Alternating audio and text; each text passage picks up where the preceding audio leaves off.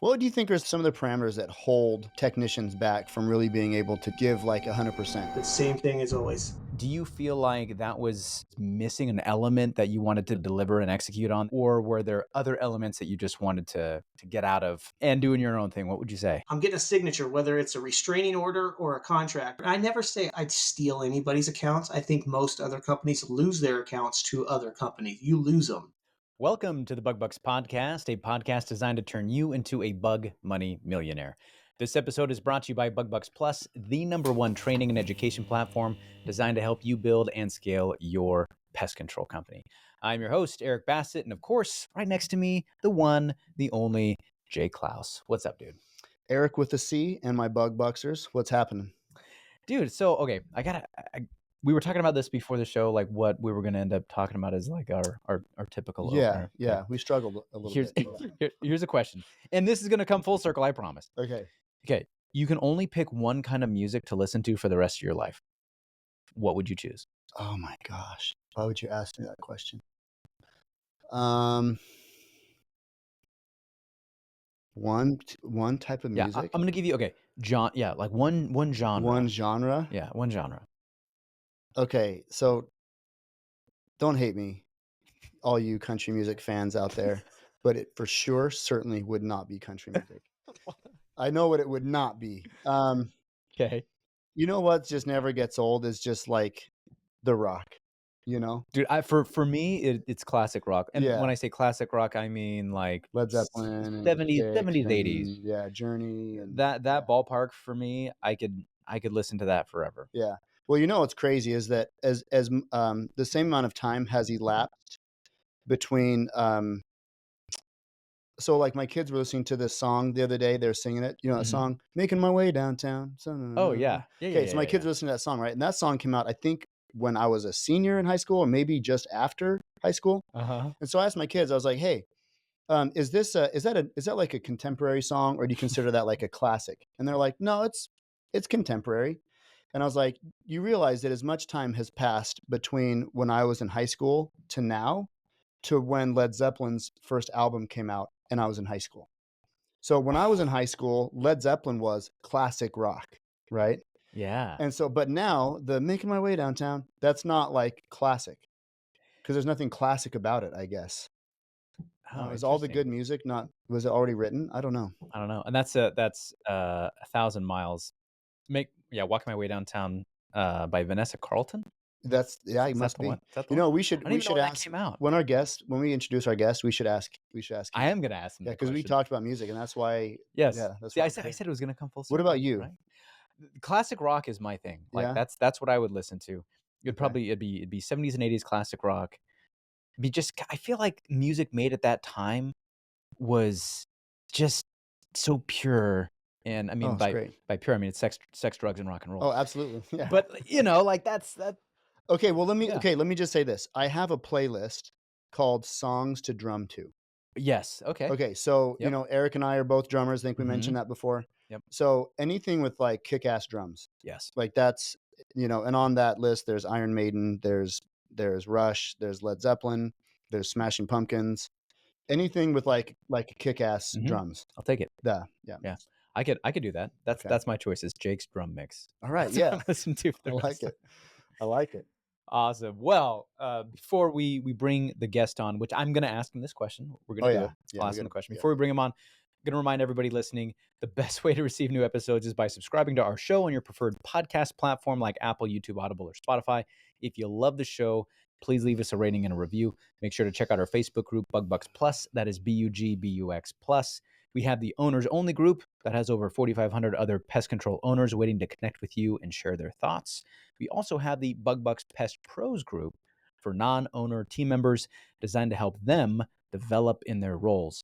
Joining the groups is the best way to connect with us, share your feedback on our show, and have your questions highlighted and discussed here on the podcast. So make sure you find us on Facebook and join the group.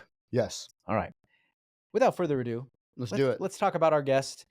Today, we would like to welcome Erik Maki with Service First Pest Management. Eric with a K. Eric with a K. Yep. I love the name, though. It's 10 out of 10 for me. It's good. It's really good.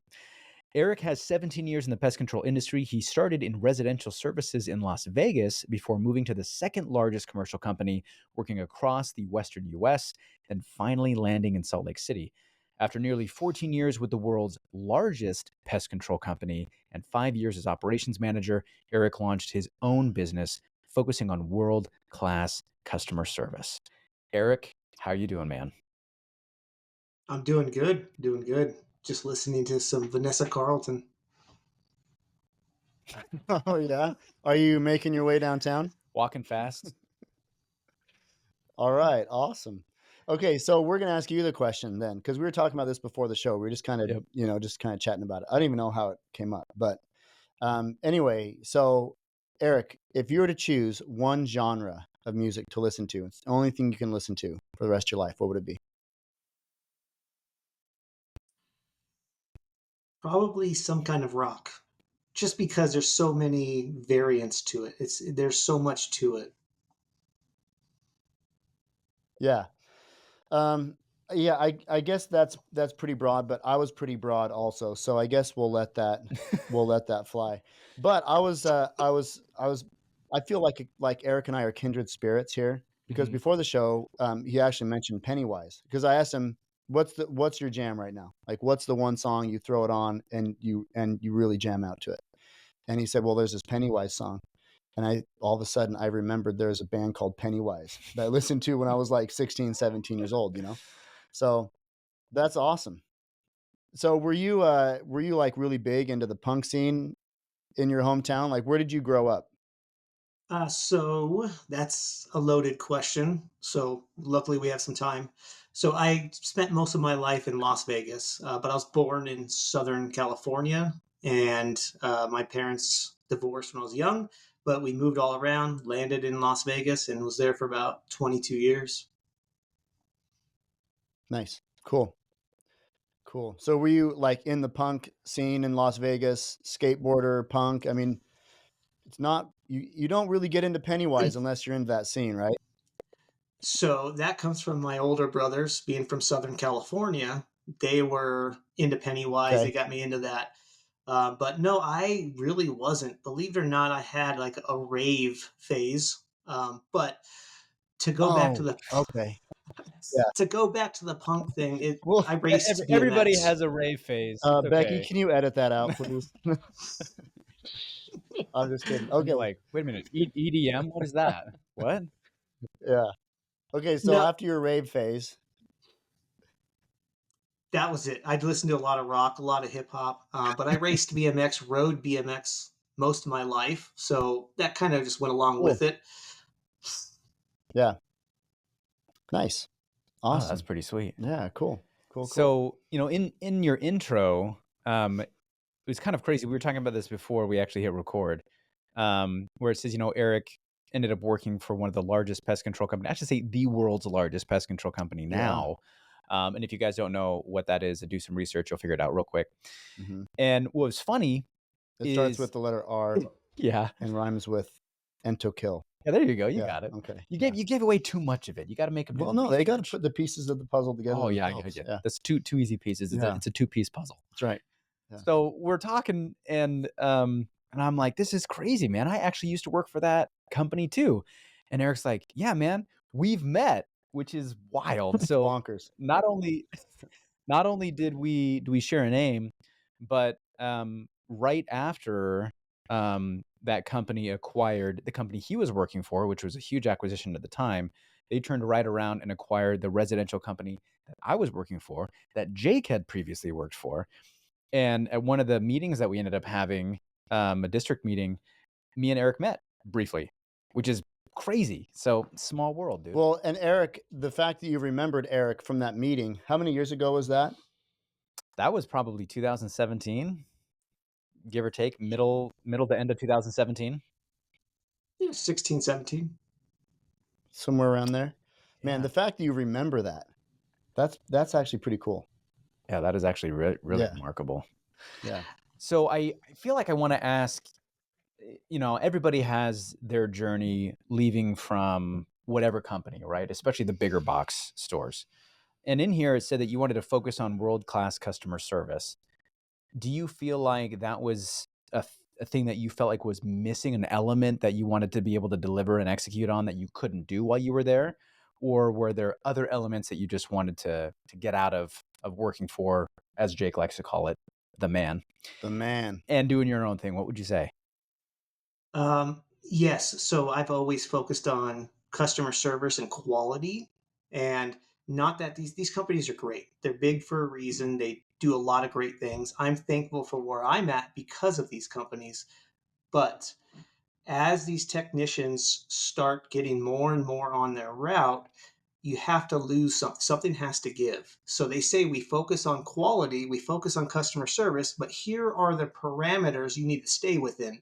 And it makes it impossible, nearly impossible, to provide great service. What do you think are some of the things that really like that some of the parameters that hold technicians back from really being able to just give like 100%? The same thing as always, the almighty dollar. I would say with some of these bigger companies, and like I said, they're great. But when you start getting stockholders and you have to really focus on making their pockets bigger, it really takes away from the individual managers and local technicians because they have to make sure they're getting those 2 leads a month, that $2,000 in bonus or in sales, stuff like that. So it really puts a different aspect onto it. You become a number in this cog, a cog in this machine to um, make that dollar bigger and take away your identity. So do you think, well, let me ask you this. Do you feel like the big companies service protocols, like are they, I guess, how do I ask this? Well, Like, I think that, and kind of with other experiences that I've seen, not just with that company, but other big companies, right? The bigger that you get, it seems like the more restrictive some of those policies have to be, yeah, and your because you're service trying to, protocols and I mean, you're yeah, trying to control a group of technicians that are hundreds deep, right. right? Yeah. And so, when you have a smaller pest control company or even a medium-sized pest control company, the parameters that you and the flexibility that you're able to give to some of those technicians is usually a little bit better than when you get some of the big box stores, because they have to create a policy that checks all the boxes for every single kind of technician that they're going to have Yeah. anywhere they're going to have them, right? Um, and I wanted to ask Erik, after you made the change, what was the first thing that you thought, dude, in my company, I'm going to do this thing differently? What was that first thing for you? Focusing on the customer, pricing everything properly, but making sure we can focus on solving the problem with customer service. That was it. The protocols, I mean, anybody knows pest, you can teach anybody pest control, but the void that we're seeing, and I'm seeing this with a lot of even regional companies now, is that customer service. But that was the one thing I said, I'm going to make sure our customers are taken care of, because if customer service is 100%, the pest control is 100%. I like that, man. That's kind of like the key to providing to creating a good name for yourself and getting yourself out there. So, what are a couple things that you do with your team that we're really lacking? Like specifics. We've got 44,000 plus monthly listeners that are going to be listening to this episode. Like, what's something that you do that could be beneficial to other guys that are starting out? Take care of your customers, listen to them, talk to them, and sometimes you have to eat a dollar to make $10, and spending that time building that foundation is the only way you're going to do that. Yeah, I can see that. That's great. It's interesting, and we had another episode recently about systems and processes and the impact that it has on the end user, right? Mm-hmm. I.e., the customer. Mm-hmm. And kind of going back through those systems and processes and asking yourself the question, like, does this have the intended effect, right? At the end of the day, like, is my customer happy with my service because of this process? Are they upset with my service because of this process? Um, and I think maybe some of those questions, at least for big box companies, it doesn't really feel like those questions get asked very often. Yeah. I mean, in board meetings or in meetings with shareholders, I mean, they might talk about what the numbers say, right? But it's really the front lines that are asking the question like, dude, are my customers actually happy? And you hope that they're asking that question. But I really like that Erik mentioned this, that you're trying to make sure that any solution that you have that's pest control related kind of goes through that filter of talking with the customer, communicating with the customer, getting the information from the customer. Because sometimes you'll find, and I'm guessing this is probably true for Erik too, that sometimes just the conversation itself is the solution. Yeah. You know what I mean? Yeah. And like some technicians are like, hey, I've used every product, I've done all these things, I've used everything in my tool belt to fix this. And you're like, did you use that tool where you just sit down and talk to them for 5-10 minutes? Because that's the one thing you haven't done yet, and I guarantee it's probably going to work. Yeah. Yeah. So I want to like go to your origin here with starting your company, because we have a lot of people, a lot of PCOs that are new PCOs on the Facebook group that will say something like, I had worked for this big company for years, and I've always thought about starting up my own thing, and I thought about it for several years, and you know what? It's just time. I'm just gonna man up or sack up or whatever, and just go out and do it. So, Erik, walk us through your origin story from what prompted you to step away from a secure job and go in to starting your own thing. It's a two-step process. As the acquisition happened, or merger, like they call it, started to happen, you start to see the same trends kind of happen when there's another acquisition.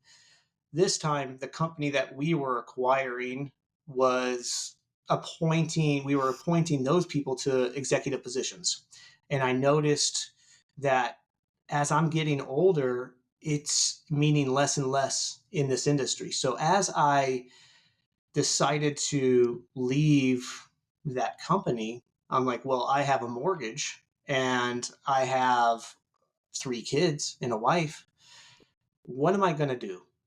And I had a plan B. So what I had to do is I had to put my notice in.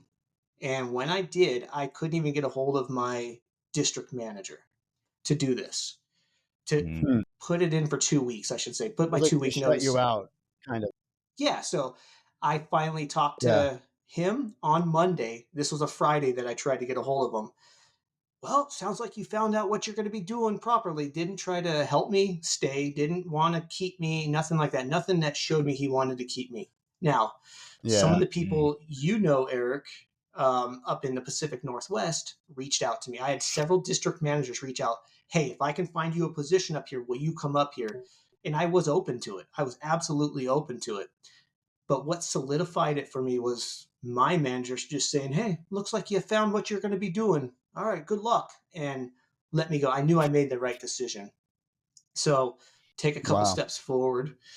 I start working at the county, not making a lot of money. The government jobs are not the biggest, highest paying jobs. So I was like, okay, I'll start my business on the side just to make some extra money. Well, you have 0 customers. I wiped my 401k out. I wiped my savings out. And I said, this is the money I'm using for my company. $5,000. Well, I had to spend $3,500 on a truck with 300,000 miles on an old Ford. But it ran, and it had What year was this? What year are you talking about? 2007 Ford F-150. Oh my gosh. No, I mean, what year? Like, what year did you strike out and you bought the truck and decided to do all that? Oh, that was just 2023, believe it or not. Oh my gosh. We will get into some more stuff later, but no, yes, I bought that truck. Yeah. So that leaves me with $1,500, right? So now I got to get a logo for it. I got to buy supplies. I have to buy a ladder rack, all that. Zero customers. Now I have $0 for my business, and all I have is the county. So that's kind of the origin story, and that's where it started. What did your wife think? She was very supportive, but I could tell she was very, very nervous. But she knows I know pest control. So she was, bless her heart, she's great. She's stuck with it. So Man, you know what? That's like I always ask I always ask our guests, whenever their family comes up or something where like I'm like, "Oh, what would their wife think about that?" And it's always the same answer over and over and over again. And honestly, I think that this one key thing is fundamentally foundational to starting a successful pest control company, because you see it over and over and over again, where you ask a guy, "Hey, is your wife involved? What does she do? What did your wife think?" And the answer over and over and over again is, "Oh, dude, she was totally on board. Oh, she was so supportive. Oh, she's been awesome. She gets it." Mm-hmm. And dude, that hits me in the feels, because when we started the company, when we started Natura, I've probably said this a couple times before, but um, we moved up here in September. I started knocking doors September 1st, and we got pregnant with our fourth kid in October. So it's like the first year in business, we're living in this dumpy little apartment. Our apartment got broken into like twice. Jan is pregnant, and it was like a rough pregnancy, and we're just like, it was the grind, and you can't see into the future. You only have faith, right? So let me ask you this, like in what ways specifically would you say that your wife really like shined for you in pushing you out the door and getting you started?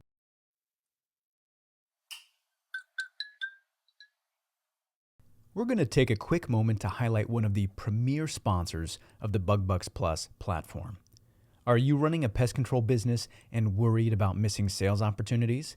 Let's talk about Same Day AI, the game-changing virtual sales agent designed specifically for the pest control industry. This innovative tool uses advanced artificial intelligence to ensure no potential customer slips through the cracks.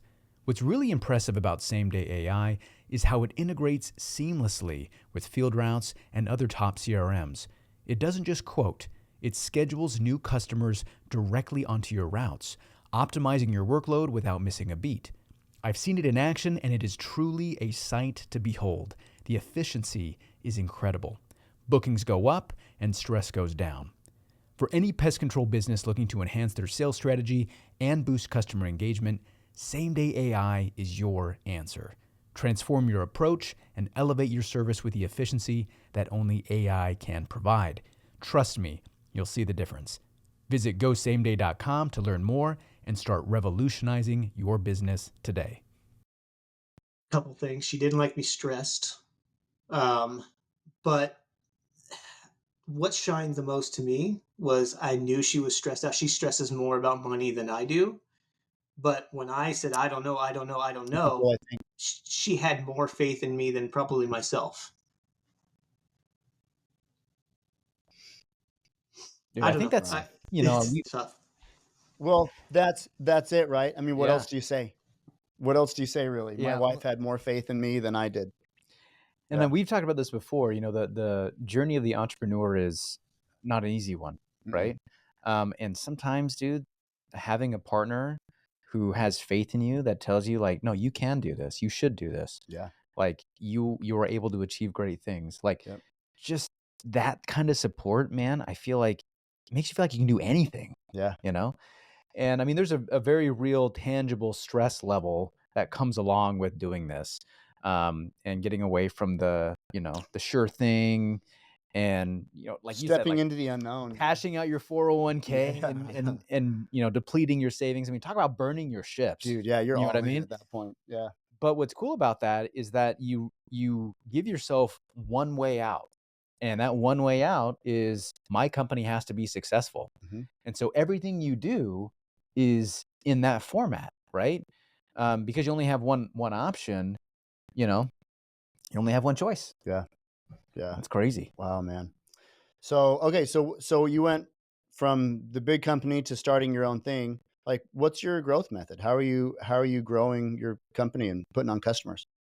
So let's base it on service first, customer service first. So referrals is my biggest thing, because that is a solid foundation. When your friend Nancy, Mrs. Jones, your neighbor, trust this person, they're going to tell everybody, and you trust them that they're giving you the right guy to do the job.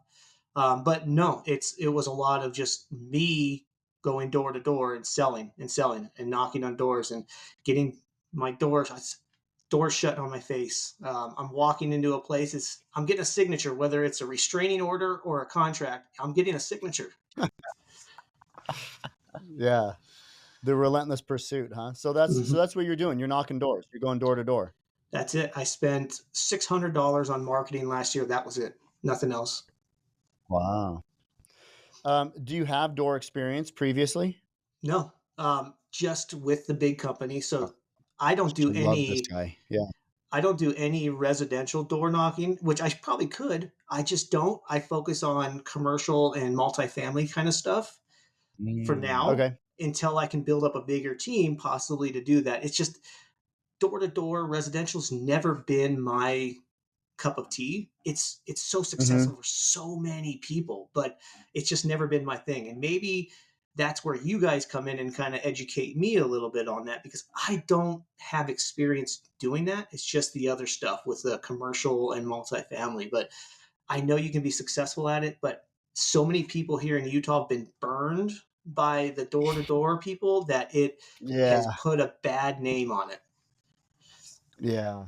Well, yeah, and especially in a market like Utah, Oh my gosh. it's a little dicey. Yeah, that's like ground zero. Yeah, but I mean, your experience, with the companies that you've worked for, I mean, door to door commercial is right up your alley.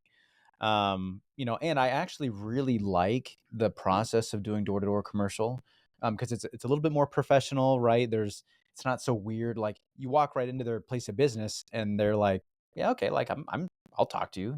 It's fine. Like, it's kind of expected there. Whether when you're doing residential, there's always kind of that, like, who are you and why are you at my house? And Exactly. you have to get over that Yep.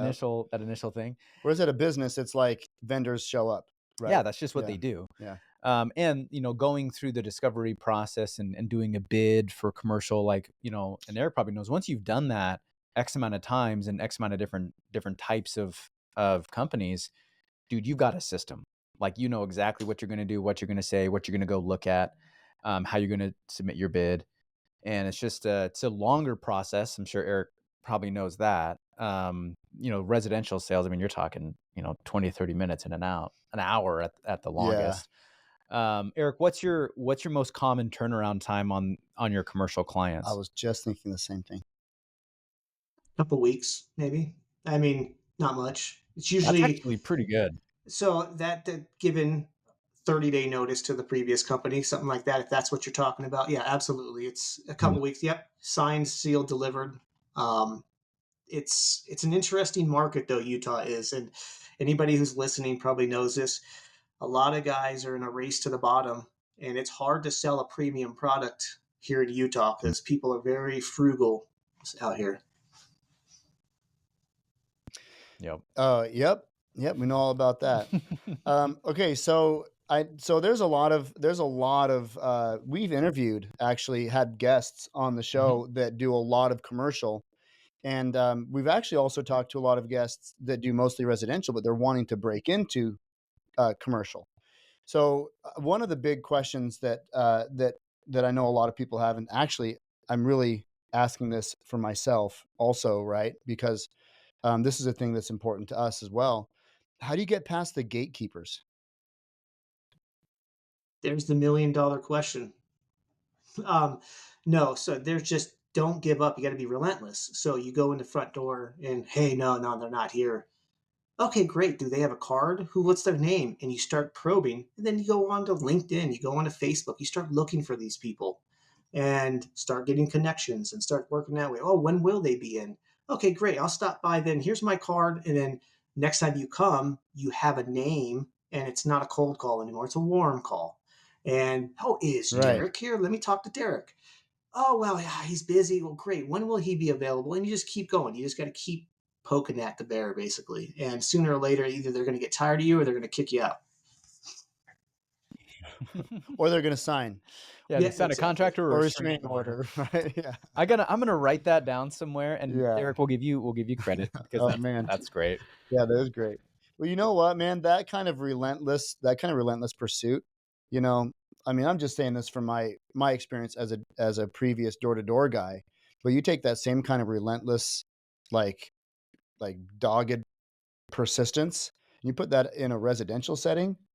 I mean, you skip past the people that are doors slammed in your face, but man, that could be pretty powerful. But Yeah. I love hearing what you're saying because so many people, I think, that have a background in door-to-door sales think that commercial sales is similar. You go in there, you talk to the husband, and then he signs the contract, right? Or you talk to the wife. Actually, it's not the husband. You talk to the wife, and Yep. then the husband signs the contract, Yeah, right? yeah. So yeah, a lot of people think that that's how it works in commercial sales, and it's not. It's not like that at all. You have to do some headhunting. You have to do some investigation. You have to like track them down and like be doggedly persistent at pursuing them. You know, that's like a huge takeaway, I Yeah. think, for Oh, the yeah. commercial sales Well, aspect. and just knowing that, like you said, it's the persistence and the ways to do it, which I thought was actually really cool, right? You get their name, right? So the next time you stop by, it's a warm call, and then you do some due diligence. You looked them up on LinkedIn, right? Say, hey, hey, so and so, my name's this and this with pest control company. I stopped by the office today, noticed these things. Would love to talk more about how we can take care of your company. Whatever, right? Yeah. And it's part of the process. It's part of the system, and you just keep going and keep going. And maybe because I'm a systems and processes driven guy, like it's the lead measures. You know what I mean? Yeah. It makes me feel a lot more comfortable knowing like, dude, like if I can get in there and I can talk to somebody, eventually I can get to the point where I'm talking to the decision maker. Yep. I just need time. Yep. Right. Yeah. So, Eric, what advice would you give the pest control owner operator who's kind of getting into the commercial space as far as like a need to know, like, hey, if you're going to get into commercial, as far as like the servicing of accounts and maybe even bidding of accounts, what's the first thing kind of word of advice that you would give them? Although it is not like a residential house, it is like a residential house. Bugs see that house as a tree or a harborage, but you need to take it for face value for what it is. And remember that there's much more to, let's say, a commercial kitchen than there is a home. Because you have much more activity, much more plates kind of moving around. So you got to dig a little deeper. You got to find these old buildings. A lot of times they're connected. Um, Basically that's the biggest thing is you can't treat it like a residential, but you kind of have to treat it pest control wise like a residential. It's hard to explain that. Take it for face value for what it is. Go in there, do a thorough inspection because you can go into Mrs. Jones's house and say, "Oh yeah, you've seen spiders, great. $129 a quarter will get you." You go into a restaurant and they've had cockroaches. You better be spending at least an hour inspecting before you even put a bid out, or else you're gonna shoot yourself in the foot.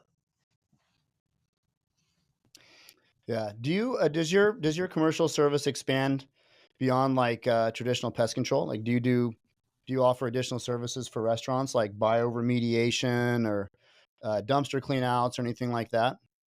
Yeah, we do absolutely. So we offer bioremediation. We even do odor management. Bioremediation is great, right? So you Mm. break down that material that these small flies are living in and breeding in. You can break that stuff down, get it out of there. Mm-hmm. That reduces the small flies. And what does odor management do? Odor management will actually reduce pest activity as well because now you're getting rid of some of those Mm. smells that are attracting them. In my eyes, it's Yeah. minuscule, but it's just another selling point. And but yeah, stuff like that. You get in there, get the pest control first if you have to, right? And if you have to do it as Mhm. a single line, once you're in and they trust you, you're going to sell them everything that is best for their business every day. You know, we've heard this before. So we've heard when people talk about commercial, Mhm. they say, whatever you do, don't do restaurants. You've heard that Yes. before? Yeah. Have Or you like heard that before? if you're gonna journey into it, don't start there. Don't start there. Yeah. What's your experience servicing restaurants? Oh, it's trial by fire, man. You just got to jump in there and do it. Don't hesitate. don't treat a commercial restaurant. That's the one thing I guess we should have a caveat to my last response there is don't treat a restaurant like Mrs. Jones's house. You can't go in there spraying a repellent. You can't do anything like that. You need to go in there and treat it like a sensitive baby almost. You got to really take care of it. Mm-hmm. Yeah. And it's funny when you think about it because like we talk conducive conditions, you know what I mean? Like whenever we're talking and for most residential houses, we're talking about, foliage that's branches against the house and trees and, crawl space vents that's busted up, the trash, rats and everything else. We talk commercial kitchens. I mean, oh my gosh, the amount of conducive conditions that you're going to be dealing with there is just wild. Plus we're talking produce coming in and out, deliveries. I mean, if you could run the cleanest commercial kitchen and then all of a sudden, you get a box of produce in that has cockroaches in it because it comes from wherever it does in the country. And all of a sudden you've got cockroaches and they're going to be feeding on some of the most ridiculous things you can even imagine. Yeah. And then before you know it, you've got this crazy issue. Yeah. Right. So I love that you mentioned this before when you said that you have to do a very thorough inspection. And honestly, I think that inspections are one of the best ways to generate additional revenue for not just new customers, but existing customers on both sides of the coin, like for both commercial and residential customers. Because especially if you have other lines of business that you're trying to get, squared away, whether it's exclusion work for crawl spaces or bioremediation or odor management or whatever that situation is, doing additional inspections not only gives you an idea of what else you can give that customer, but providing the details of the inspection provides value to the customers, which makes them feel good about making those additional purchases. Right. Right. And like, dude, if I had a pest control guy who, or any kind of vendor for that matter, who was constantly like trying to provide me stuff and giving me the information about it, I would be buying all sorts of stupid crap from that guy. Right. Yeah. Well, that, it's just establishing yourself as the expert, right? Yep. Erik, is there a method that you use or a trick that you have for establishing yourself as the expert? Because I would imagine that most of the commercial properties that you service already have a pest control company. And I would imagine that in order to switch them and get their business, you have to really establish yourself as the expert in the industry. So what's your approach? Like, how do you approach the decision makers and really establish yourself as the expert?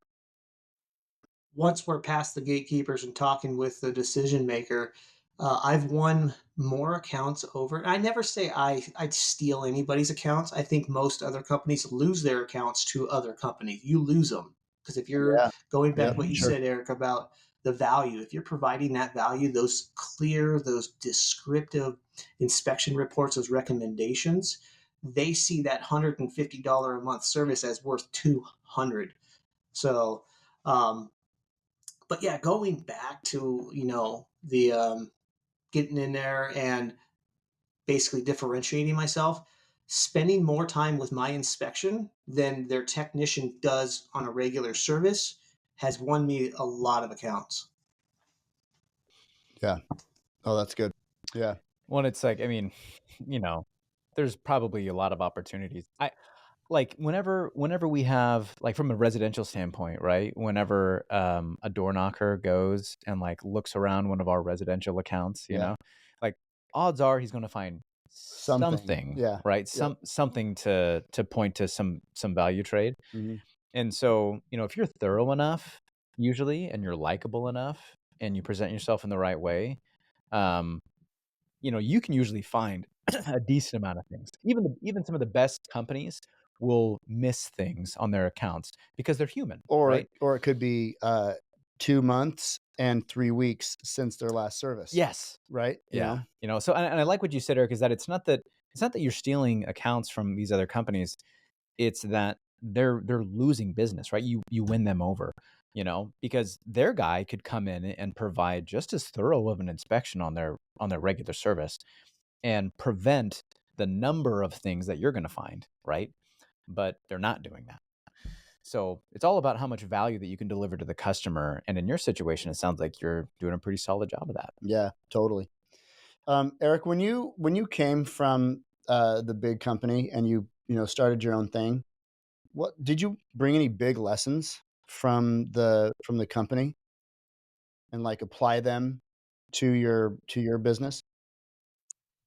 We talked about the protocols and the processes that these big companies have that don't seem to filter down to the technicians or have enough time for them to use.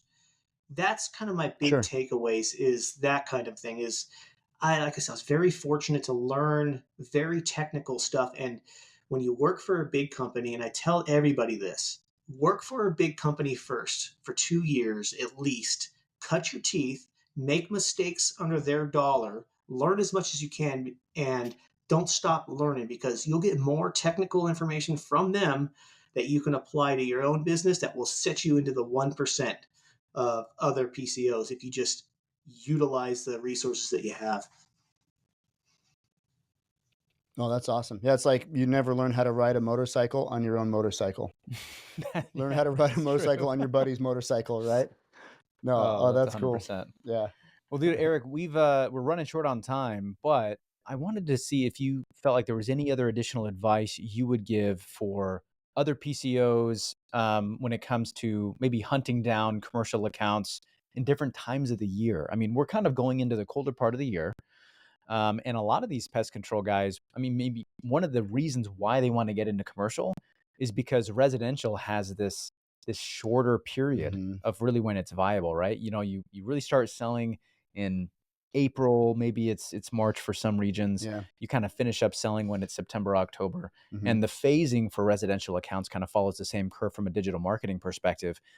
Commercial though, I mean, you could be going after those accounts year round. Yeah. So what advice would you give some of these residential guys who are thinking, okay, it's getting cold outside, I'm gonna go hunt down some of these commercial properties?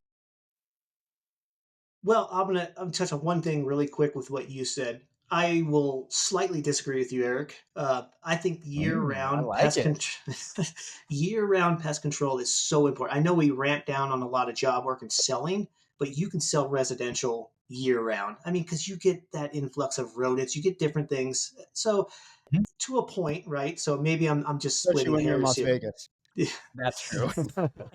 So maybe I'm And I splitting don't wanna hairs. say and just to no, and just to clarify too, you're totally right, and Oh I'll yeah. I'll go to bat for that. Yeah.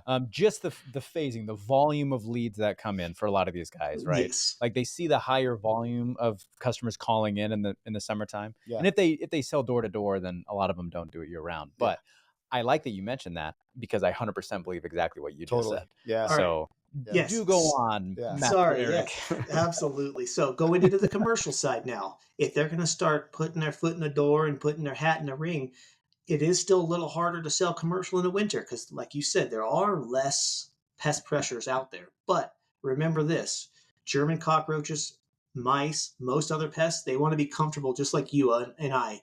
And what better than a commercial area or a multifamily or a warehouse where it's 70 degrees year round? So you can still focus on that pest Yeah. control and really hammer these guys. You may not get a lot of sales, but now you're starting to fill that pipeline in um, in November, October, and then when that time comes in May, guess what? Guess who they're calling? Guess who's on the bench? You are. So you're going to be on the bench for them to call. Best time to put a bid out there and have them get ready is before they have a problem. Yeah. Well, that's awesome. Yeah, and you just sell it preventatively, right? Mm-hmm. Like, this is going to come. Mhm. This is happening in the future. Let's get ahead of Mother Nature, and you sell preventative. That's cool. Well, and I Yep. feel Yeah. like, you mentioned something there that's really important. It's kind of part of that process where, hey, maybe they don't buy right away, right? Because for the residential side of things, I feel like a lot of people view it as, okay, they don't buy, maybe I call them back for a couple of weeks, and if that doesn't pan out, then I'm just going to forget about this person Hmm. for forever, Hmm. right? Where Eric's in here thinking, oh, dude, if I can make a connection with somebody, then obviously I'm going to try to solve their immediate issue. If they don't have any immediate issues, I'm still presenting myself as the pest expert. So by the time that they have a situation, I'm in contact with them and I'm on the bench, right? Yep. Ready to go, up to bat. Yeah. So that's solid, dude. That's really good. Yeah. Awesome. Erik, we're out of time. This has been great. And I would love to have you back on the show, a little bit later on, maybe the beginning, halfway through next year, and just kind of pick your brain a little bit more about what you've been doing, how you've been able to execute on some of the early success that you've been having. And it's going to be awesome to have you back on the show. Yeah. Yeah. It's great chatting with you. Yeah. I look forward. I appreciate it. Thanks. Absolutely. Yeah. Of course. And of course, for everybody else listening in, if you have a coworker, a manager, or an owner who could benefit from listening to this episode, the best way to say thank you to us is to share this episode with them. If you haven't joined the Facebook groups yet, go find the groups and join. It's Bug Bucks Plus, lots of information and connections there. And if you have a topic you want discussed, drop it in the group. As always, this episode is brought to you by Bug Bucks Plus, the #1 training and education platform designed to help you build and scale your pest control company. Visit bugbucksplus.com to sign up and start building today. And hit subscribe. Thanks again for listening in. And until next time, keep building those pest control companies. You're listening to the Bug Bucks Podcast, hosted by Eric Bassett and Jake Klaus.